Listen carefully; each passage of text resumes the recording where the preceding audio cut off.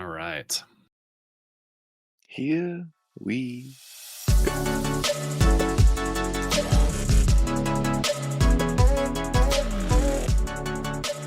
All right, let's hop into it. Welcome back to another episode of the Merge Feast. My name is Blake. Joining with me is Logan and Brandon. Welcome back, guys. What's up? Hey, Wow, don't sound so excited to be here, Brandon. Well, I'm gonna kick it off to you. Let's just kind of start with who got voted out, and there was a lot of suspense and a lot of buildup for what actually happened. But Brandon, are you happy with who got voted out this week? I am. I think last week I said that I was kind of indifferent about Tiana and her gameplay, so I'm okay with how tonight went down. I actually really love how tonight went down, and it kind of um, had the beef between Gabe and Tiana actually, come to a head, and they had to actually vote one another out, or one or the other out, and Tiana went home, and I honestly loved everything about how it went down. Logan, what about you? Yeah, I would say I was okay with her going home. Like Brandon said, I wasn't super high on her or like expecting her to win necessarily, but I definitely like the way it all happened and kind of like that the five strong there were forced to vote somebody out and kind of break that up and all. So definitely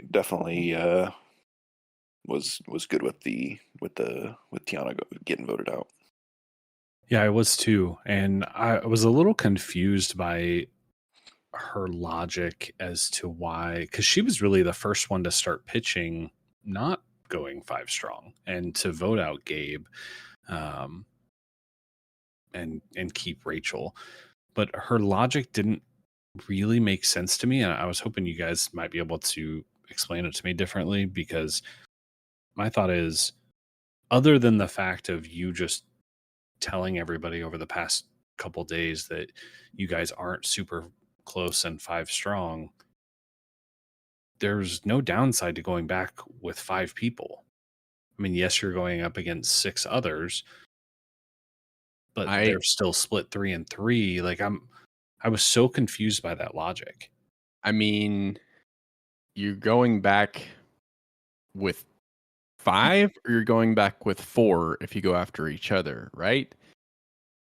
And you're Right. still down theoretically 6-5 or 6-4. So I was like, wouldn't you rather come in back 5 strong? It was weird. I understood what she was thinking. Like, maybe if we don't vote out Rachel and we keep Rachel, we'll get some goodwill and people will want to work with us and they won't just take us out one by one. I think that was our logic, but it just, like, no matter how you spin it, you were going back down in numbers. Right. And I kept thinking the whole time, like, man, if you would have just not kind of grasping at straws and grasping for a move, like, you would have been fine. Everybody would have easily voted out Rachel. Now, come to find out, that wasn't possible. And so everybody did have to turn on each other. And I mean, I guess that's as good of time as any to talk about the advantage and how Saul found that. I mean, Logan, what'd you think of this advantage? Because I don't remember seeing one like this. But I mean, I guess there might have been stuff similar where you give an advantage to somebody else, but I mean, they've had the um like the power without the safety without power. yeah, safety without power. They've had that before, and then the block. I don't know if they've had Does the block. anybody use the safety without power? I was thinking somebody did. I don't remember it ever happening. I remember there being lots of talk about it, but I don't know that I remember it being used. But have they ever had one where like that's just been handed to them from a player that can't vote? I think they have, but I don't know if it's been anonymous before. I think it's been like, "Hey, this is from Saul. Like, here's this advantage. I chose you." Or they literally just go physically hand it to them. I don't know if it's ever been anonymous though. Gotcha. Yeah, I thought the advantage was awesome, and the fact that it was out there while everybody was eating food and all, it worked out really well that everybody was just kind of taking a nap and relaxing, and Saul found it, and being able to do that anonymously and nobody else know about that. I mean, at the end of the day, I think it's going to come out and all, but for him to be able to dictate and change the complete direction of tribal council, uh, and having the option, and I guess giving it to the person, and from what it sounded like whenever he read it, they got to choose if they stole a vote or like blocked a vote Mm. or had the safety without power. So for her to be able to choose between those, I think is also really cool. I don't know why you wouldn't take safety without power in that situation. I mean, anytime you have the chance to be safe, I feel like that's the obvious choice, but Unless it, you feel so confident that you think you can get somebody else out and you need your vote. it's true. Yeah. But no, I was a huge fan of it. I thought it obviously added a huge twist and completely flipped tribal upside down and made the episode that much better.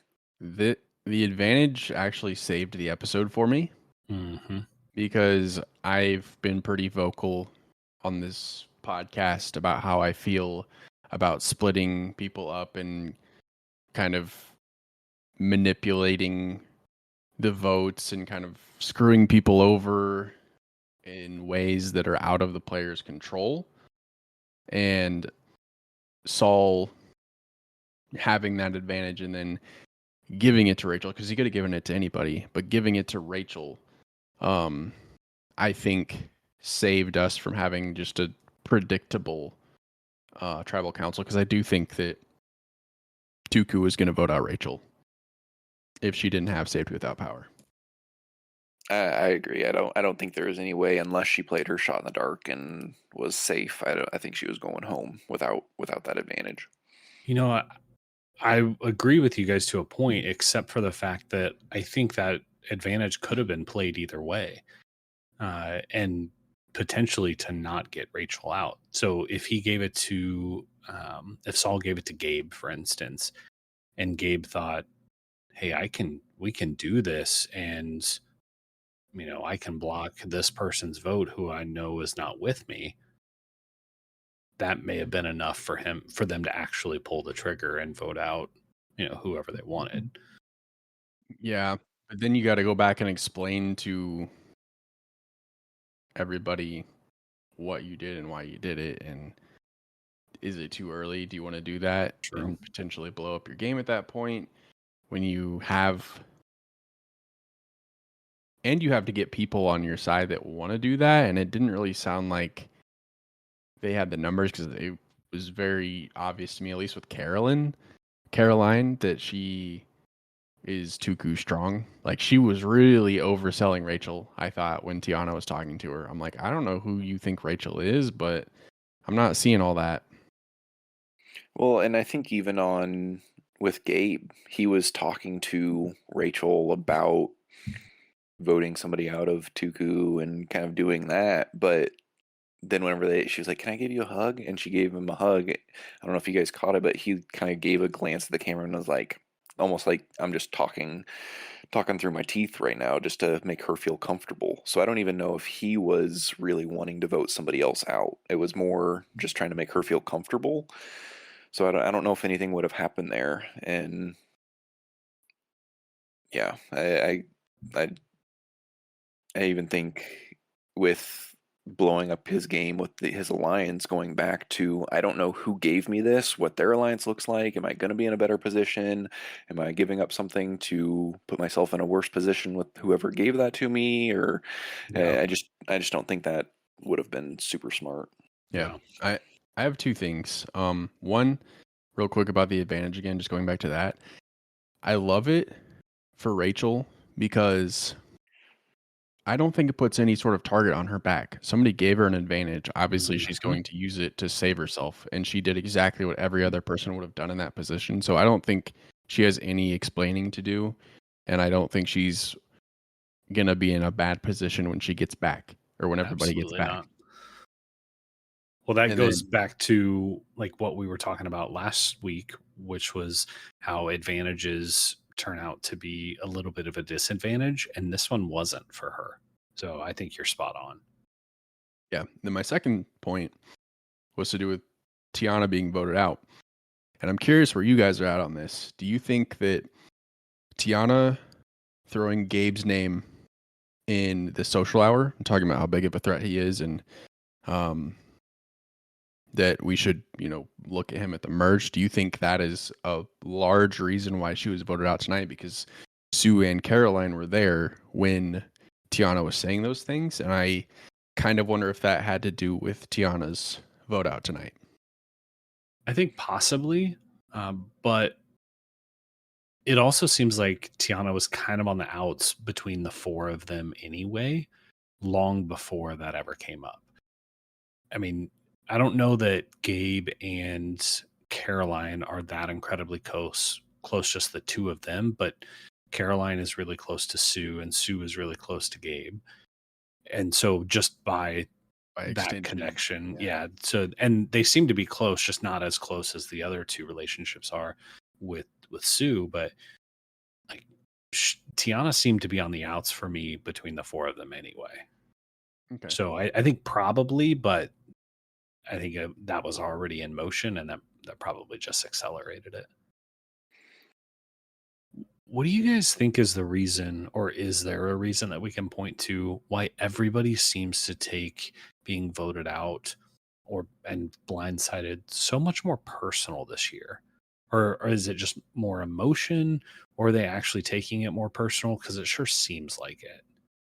I was noticing that too because this is the second person. I think when Veronica got voted out, obviously she cried, and I was like, I don't know the last time I've seen that. And then Tiana cried, and she just explained to us why it was so devastating for her, For her sure. dream or her goal. And this is most players' goal is like, I want to be on the jury so I can have a say in the winner. But I almost wonder if like the players are just better this year and are doing just a much better job this season and actually masking what their plans are, and people just genuinely don't expect it. So it's like a raw and like real reaction versus like, maybe somebody heard their name and didn't think it was going to be them, but it ends Yeah. up being them sort of thing. I think it's just like people are maybe playing things closer to the vest this year and just doing a better job of setting those votes up.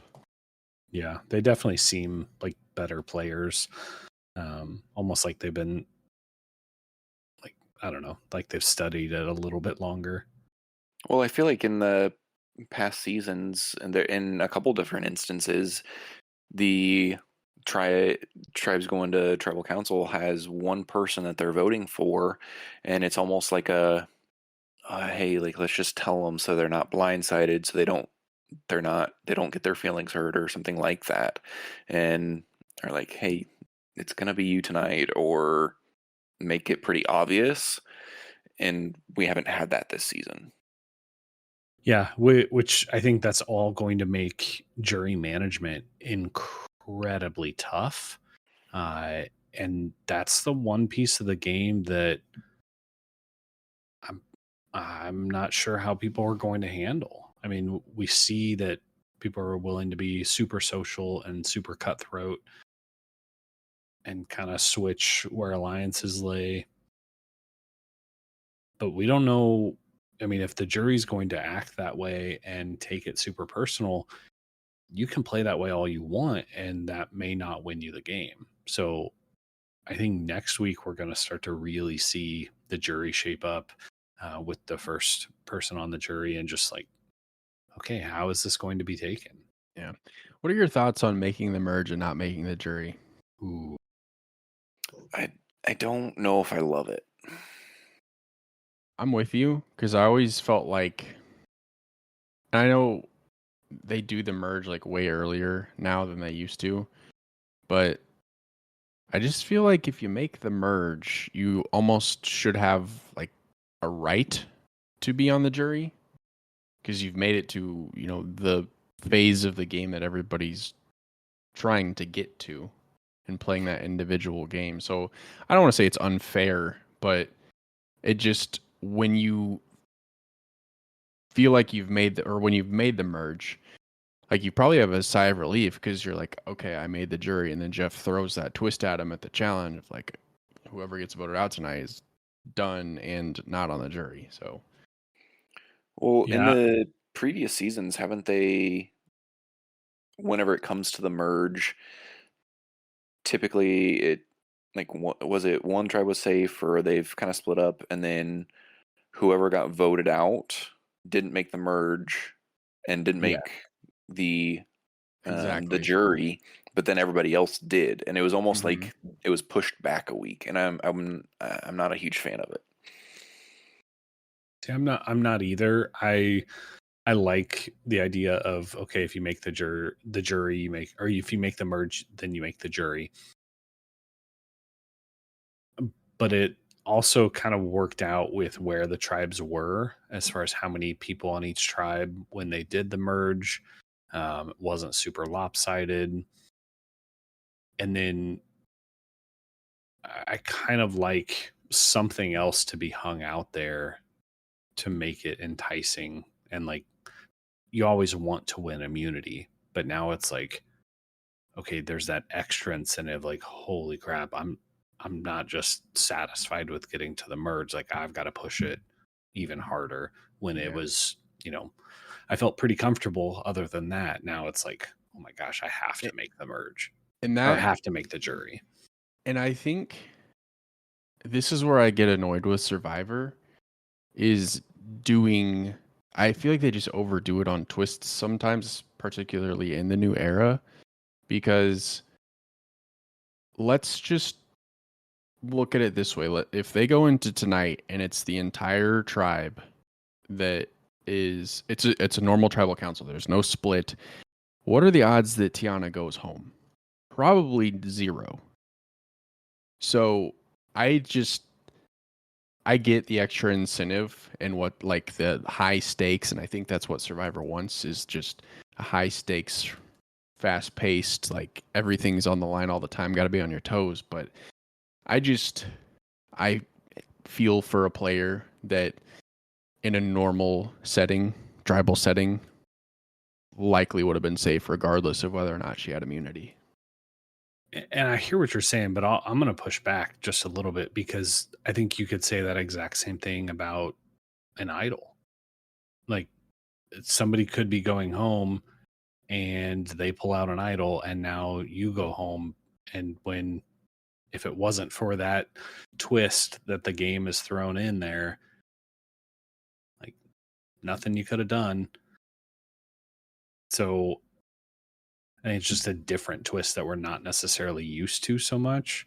Um, I just I don't like taking for me I feel like production takes the power out of the player's hands too much sometimes, and I think this is an instance of it where a player getting an idol and playing it, they and I'm not saying that like they didn't work to, you know, Tiana's tribe could have won immunity and been sitting there and not voted to yeah. have been safe tonight, but I just feel like a player earned that immunity idol and has the ability to play it on themselves or whoever, and if your name gets written down, then that's what it is. And I don't feel like the player that would have gotten voted out in that instance definitely like necessarily loses power, but I just feel like you kind of get screwed over by a twist. And I know like in a way it's the same thing with an idol, but I feel like it's different here because production was like, oh, by the way, we're doing this thing again. Yeah, that's what I was going to say, Yeah. Brandon. It is just the idol, that person has to go out and do it themselves and find it and do the legwork and play it and strategically. play it It can come at strategically, any time. put their game at risk of putting themselves out there and looking for an idol and put that target on their back. I'm And not saying that it's the exact same thing, but it is a twist that other players don't necessarily have control over. It But was it's like was my only point. it's a And twist that I think the players have more control over versus productions like, hey, we're splitting you into two tribes and an entire tribe is safe or an entire team is safe and six of you. Like yeah, I I have trouble with this particular twist in the new era. well, and I haven't been shy about saying that I don't like that either. As far as like, I really don't like it before the merge where you go in two separate tribes, because then it's like I don't know. If they're going to do it, I like that tribe to be safe, rather than just splitting it up completely. But I think my only point was that, or my only other point was that twists like that take it totally out of the player's control, I think helps level the playing field sometimes. It didn't necessarily in this situation, but weird twists like that take things out completely out of players' control and make it totally random, I think just level the playing field to where you don't it's not just about how good at the game you are. Now you have to I I think this outlast, or twist I don't know. I think this twist, and I know that Jeff has said multiple times that every twist, every turn that happens in Survivor is planned out before the season happens. Whether or not we believe that is an entirely different story. But I think as a twist like this would work so much better in a season like 46 or 45, where one tribe is just completely dominating. And hey, this is going to make for a really boring merge if we don't throw some sort of twist this way, because this tribe, this alliance is just going to steamroll everybody. Where I don't feel like this season needed that just due to how balanced it was. It Yeah. is. But like you said, that that advantage piece of the twist made the episode for you. Yeah. Like that is why this episode was as exciting as it was, even though it's not necessarily all of our favorites.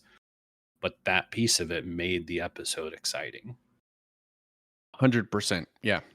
Yeah. With everything being said, the fact that, in my opinion, Rachel was the clear and obvious player getting voted out, and she just straight up walked out of tribal because she had safety without power, and then forced the rest of the Tuku players to have to reassess and send Tiana home. Great for TV. Yeah. Great twist.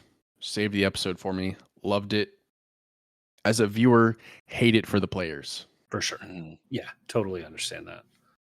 Well, and that's the position that Tiana kind of found herself in, was like, man, I hate this for myself if I'm going home, but I also hate the thought of doing that to somebody else. So I think well said.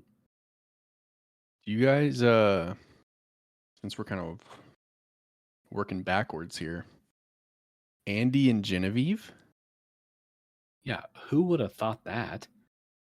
that is, I An think that could be interesting really combo. fun. Yeah. Clearly, Genevieve likes to team up with the person that's a little bit of a mess. And 'Cause kind of on she's- the outs. Mhm. Yeah. She's jumping from Rome to Andy. And I, just a continuation of last week, I'm going to just advocate for Andy's game. I think he's playing a really strong game. And I think that him and Genevieve being together, they could wreak havoc on the beach and make a really big push down towards the final three. Yeah, I think so too. I definitely saw Andy in a different light this week, and I know you guys, and we talked about it, and I agreed most of that last week. But I definitely think with some of those moves, him and Genevieve could be a big problem.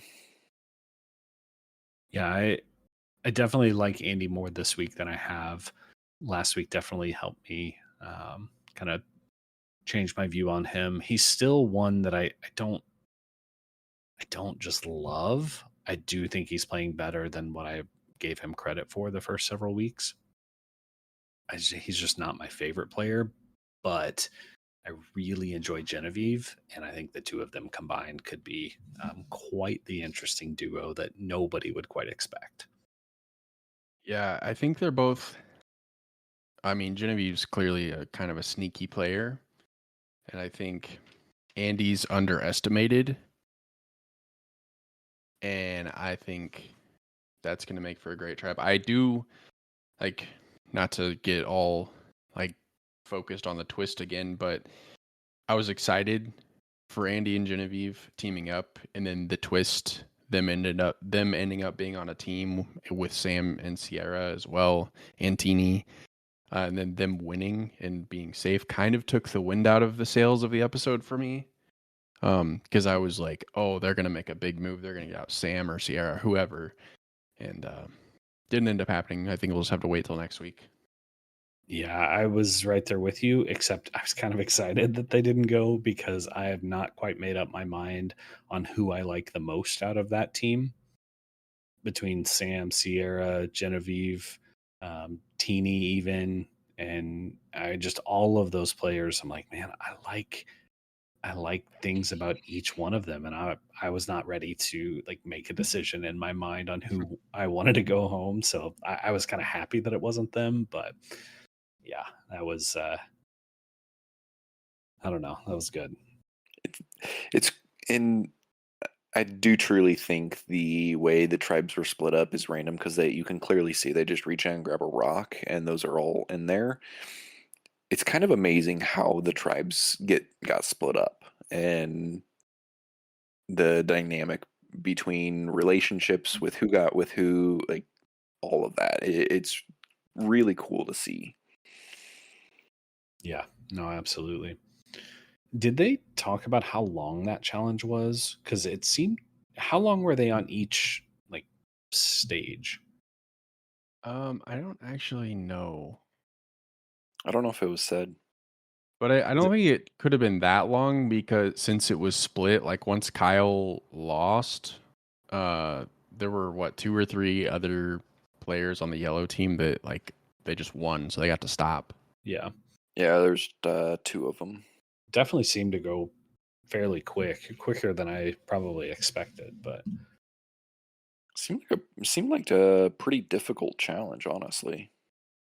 yeah, well, we're looking ahead to next week. To be totally transparent, I watched the like the stay tuned for episode or from scenes from our next episode, but I did not really retain on like as far as what was going to happen there.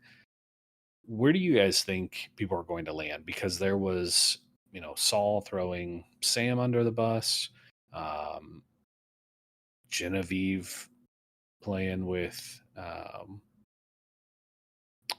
Andy, like talk of an all girls alliance. Where do you think next week people are going to land? That I guess I'll start with a different question. Do you think Saul is going to get found out, or do you think he's going to tell more than just Rachel? I think I he's feel gonna like come clean. I feel like he almost has to, because if out of those six people that were there that had the option to find the advantage, if everybody if like everybody's just denying it, and like I feel like it's gonna have to come out at some point. I don't know. I just don't think there's a way he keeps that from everybody and it doesn't get found out. I Is think he'll that I think he'll tell Rachel because I think it'll get him goodwill with Rachel. I think he'll tell Andy because he was trying to kind of open a door to working with Andy this episode, and then it might just be like who tells, like if Rachel tells her people and Andy tells his people. I think it'll get around. do you think it hurts Saul in any way? I think I think it could. I think it could make people go, "Oh wow, he's actually pretty smart," because he very easily could have been like, "Hey guys, look what I just found," and they could have made a group decision. Um, but I do think if they did make a group decision, they all would have landed on giving it to Rachel. So Right. he might be fine because they're like, "Well, that's what we would have done anyway." So Yeah, I don't know. I could definitely see people spinning it into something bad, but I just don't quite see how it would be a huge negative for him or really, hurt his game. So, um, but I guess back to kind of that first question was, do you guys have anything you envision as far as where people end up? Do you think there will be an all girls alliance? Do you think Sam and or not? Yeah, Sam and Andy are going to have a little breakup. I know it's pretty broad, but well, give I'm me some counting. predictions. Sorry, I was counting. So one. Okay, so there's 1, 2, 3, 4, 5. Okay, so it's 6 women, 5 men left right now. We see women's alliances get teased and talked about quite a bit, but they pretty much never happen. And I see that trend continuing. I don't think there's going to be a women's alliance. I think that we're going to see some members of the Gata tribe get sent home. Either and starting with Sam and Sierra. Yeah. Yeah, I think Sam and Sierra are kind of next on the list, especially the way Andy and Genevieve and some things just happening there. The way the relationship there between Andy and them, he's clearly on the bottom and kind of on the outs with them, and so with him making some moves, I think Sam and Sierra are definitely on the next to go. So if you're Andy and Genevieve, clearly Andy's on the outs. I wouldn't necessarily say that Genevieve's on the outs, but she's definitely not like in with anybody unless I'm missing something. No, I would agree with that. How do you navigate that? Do you, because you have to be careful who you talk to at this point. So are they going to take control of the game? Or are they going to wait for an opening? Or how do you see, this potential plan of going after Gata come together? I think if I had to guess, I think Genevieve is somebody who is going to sit back and wait for an opening. And when she sees an opening that she can fit through, she's moving. Which kind of makes me think We that saw that's that with what, the Kashan vote. yeah, absolutely. And I think past behavior predicts future behavior a lot of times. And so I think that's maybe partly why she is teaming up with Andy or wants to is I don't know. I kind of get the sense that she is seeing some cracks there and that he is kind of on the outs and sees an opportunity that she's not necessarily like full steam ahead. Let's take control, you and I. But let me see if there is an opening here that I can fit through and use this to my advantage.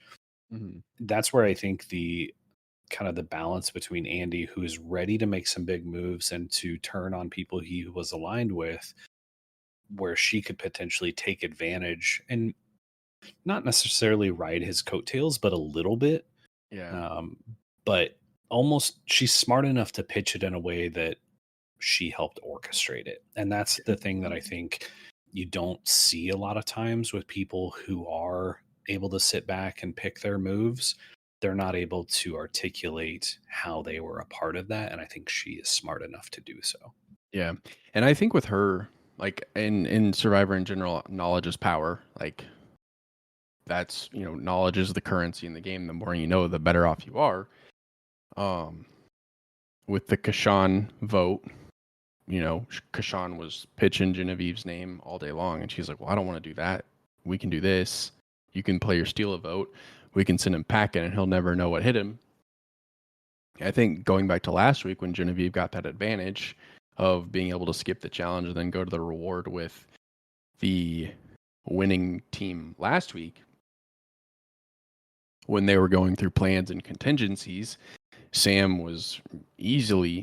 member of GATA, Andy, member of GATA. Sam was easily like, oh yeah, Andy will be the backup if this Rome thing doesn't go down. So I think Genevieve clocked that and immediately jumped on it. So I think she's just watching, observing, gaining knowledge, both directly and indirectly, and just subtly making small moves, not making big splashes, and just moving forward in the game. And I think, sorry, go ahead.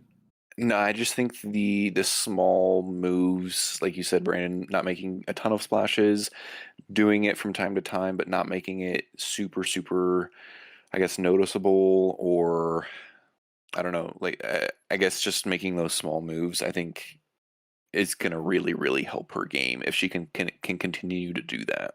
And I think her goal is that under the radar, because even like just to go back to the Kashan vote out, knowing full well like Rome's going to want to take all the glory and credit for this, I'm going to let him do it. I can explain that away later. And maybe she sees the same thing with Andy. Andy's not necessarily out for revenge, but he's got beef and he wants to go after somebody. And I think he wants to make a big move and make a name for himself so people look at him differently. And I think she wants to be along for that ride, but maybe not take any of the heat. But again, be able to explain, like, I planted that seed and that's how that happened. Yeah, absolutely. Her stock is definitely increasing for me. And that is, and I don't know, not very often do you see somebody that you know is smart enough to articulate how she was a part of that move, even if we don't necessarily believe she was. Like, she just seems that sharp. And I know in past seasons, it's like, man, you've got to make a big move because I don't know that you're going to be able to explain how you've been a part of every other vote. And then you just kind of getting tagged along, where I think she has that ability. The other person that I liked, I don't know, every time I see her and hear her talk, I like her more and more, and that's Caroline. And even though she was selling Rachel really hard to Tiana, like, she was like respectful and heard her out, but like controlled the conversation. And that conversation between her and Tiana really impressed me. Yeah. She definitely did. Go ahead. Go ahead. She is, I think, very, very smart and a very strategic mind and open to hearing options and weighing the options to see what would best fit for her game.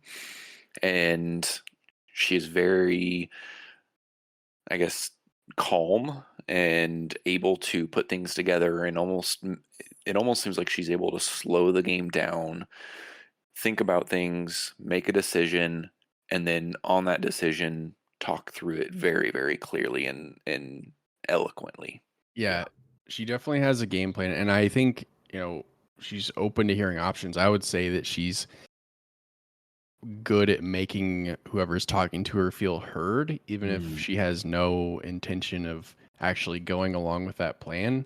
Because with Tiana, yeah, I hear what you're saying, but Rachel is, then she went all used car salesman on Rachel. But Caroline, I think that conversation with Tiana made the vote tonight easy for Caroline, because Caroline was like, okay, well, she doesn't seem like she's, in with my plan, so I need to get rid of her. Yeah, forward my game. Absolutely. Who else's stock went up this week? What do you think about Kyle? Did he help his game or hurt his game by winning individual immunity 2 weeks in a row? I don't think it necessarily hurt him. I think obviously people are going to look at that of, okay, hey, if he doesn't win immunity, we might need to get him out. But I also don't think, like we've talked about previously, I don't know if everybody takes the challenges as a ton of weight in voting them off or them winning every challenge and winning the game, winning the season of Survivor or what. I just I think it's too early to say, hey, he's won 2 in a row. We got to get him out. I just don't think that's gonna happen. Yeah, I worry about Kyle a little bit. Not because of the challenges, just because I don't really know how he fits in with the dynamic of the Tuku 5. Mm.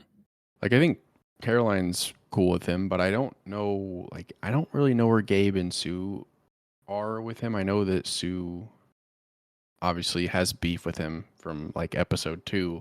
I don't know if they're still there, but I don't know how the other tribe members of Gata and Lavo see him as a player. Like, I don't know where he is in their eyes.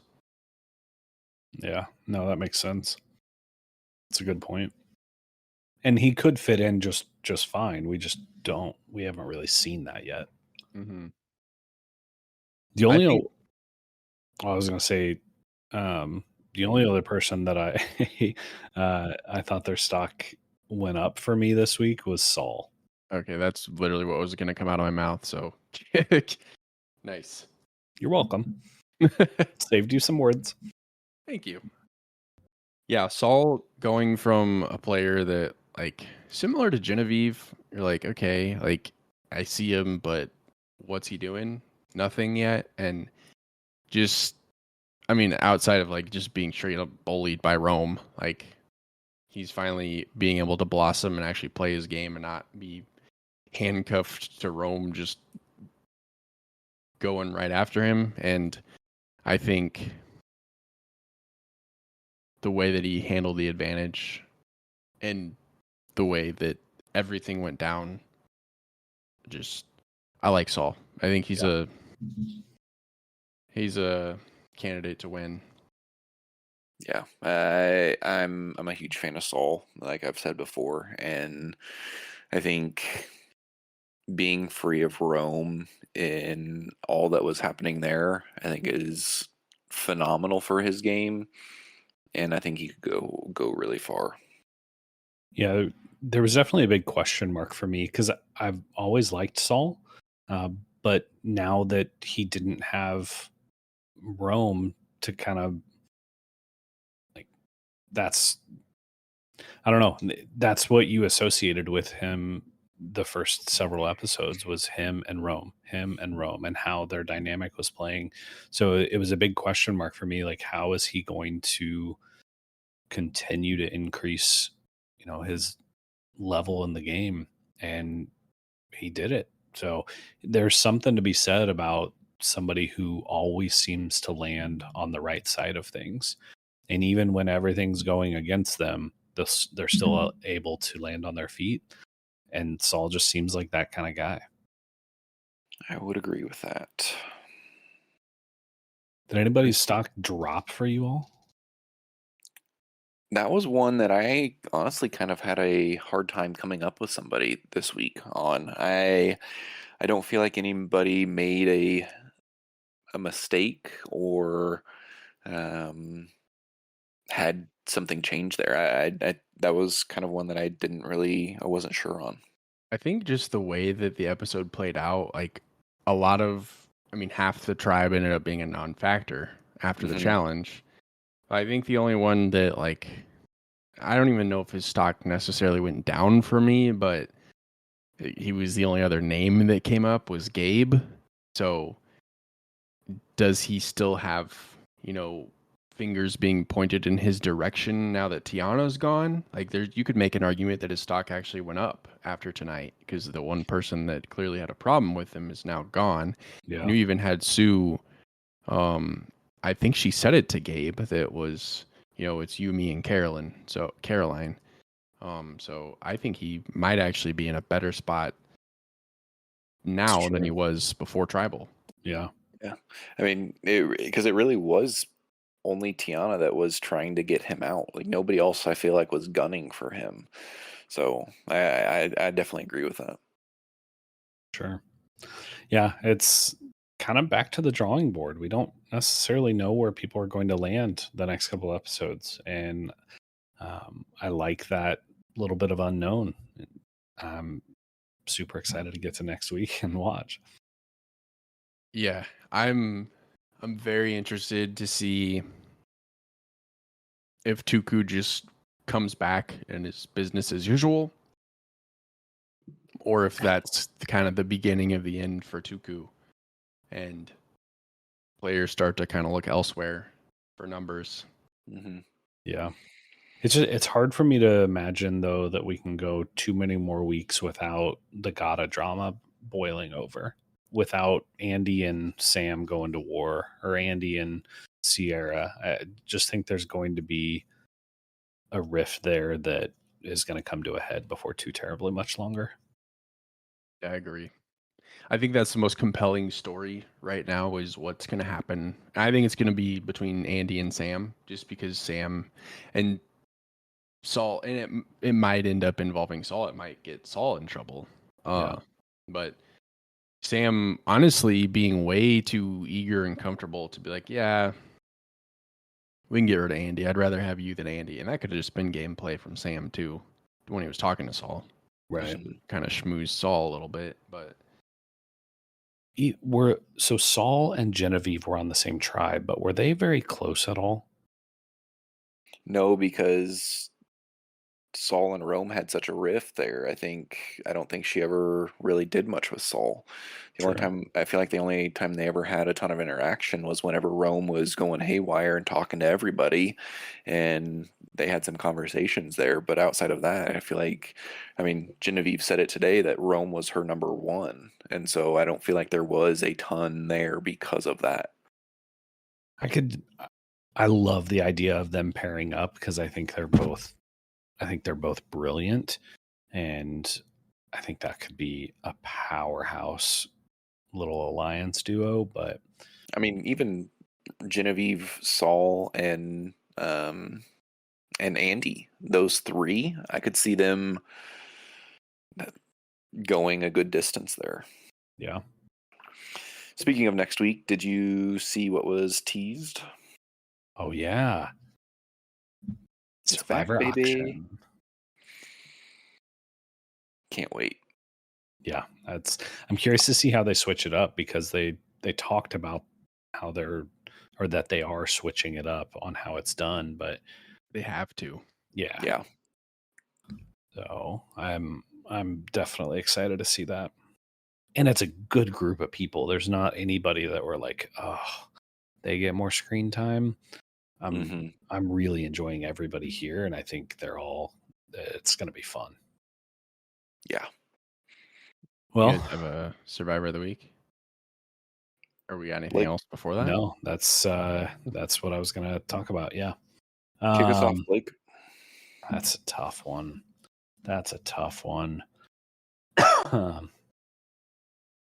I'm gonna go Saul. Just his involvement in everything this week, from finding the advantage to being on the winning, to being on the winning team for the challenge, to finding the advantage, to playing it in a way that saved somebody who you could use as an alliance member or build some relationships with. I mean, he was just involved from the beginning, and he, like I said before, he seems like a guy who was just always landing right side up, and so Saul is going to be my Survivor of the Week. I honestly I feel like I wouldn't say the clear choice there, but I feel like I mean, that's who I was going with. And I hate saying the same person, but I feel like with playing the advantage and giving it to the person he did, and talking with Andy and having some of those alliances popping up and different things happening, I think he made the most moves and enough to be the Survivor of the Week this week. I don't know if you agree, Brandon, or if you had somebody else, but Saul was Yeah. mine. I like that pick, and my survivor of the week is an extension of Saul's actions. It's going to be Rachel, just because Ooh, I think I think she was dead in the water. I don't see Tuku voting against each other. yeah. So Hmm. the fact that she sat, I think she could have done a better job of like pre-tribal council trying to formulate a plan herself and come up with something, and she kind of let people come to her, it seemed like.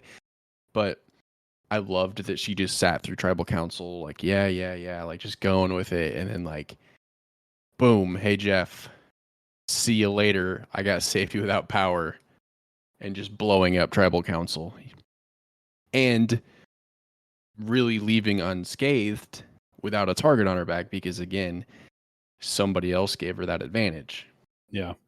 Yep. And what a drastic difference from when we almost seemed like, you got the sense that Jeff was disappointed at the last tribal last week, that like, wait a second, you guys don't want advantages because there are disadvantages, to like, oh my gosh, this was so crazy and awesome. And I don't know, it was kind of There's a good back and forth. Yeah. And there's still a path to that advantage being a disadvantage, just not for Rachel. True. Hmm. True. So we didn't get any mail in the mailbag this week. That's okay.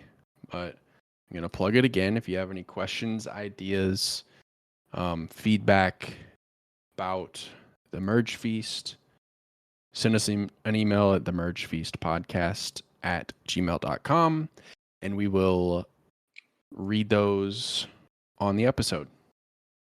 Absolutely.